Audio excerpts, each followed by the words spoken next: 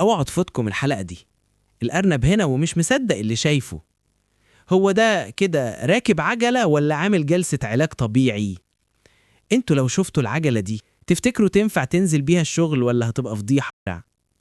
البنت بتقلي بيض ولا بتعمل سباق في المطبخ؟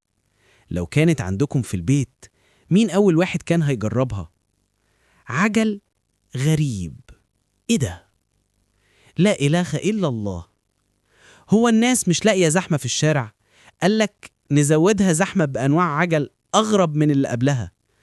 طب قولولي، أي نوع عجل عجيب نفسكوا تجربوه؟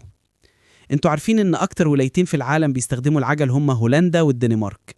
بيشوفوا وسيلة مواصلات سهلة ومفيدة للجسم. خلينا نتفرج مع بعض.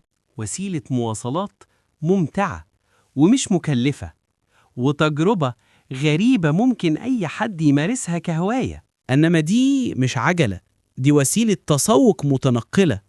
لو كانت معاك إيه أول حاجة هتشتريها بيها؟ وإيه عجلة ولا لعبة عيال؟ تفتكروا تنفع تمشي مطب ولا أول مطب هتطير؟ أيوة، وصلنا لعجلة الضفدع السريع. هز يا عبدو، هز. مين فيكم يقدر يسوق دي من غير ما يقع؟ والله العظيم.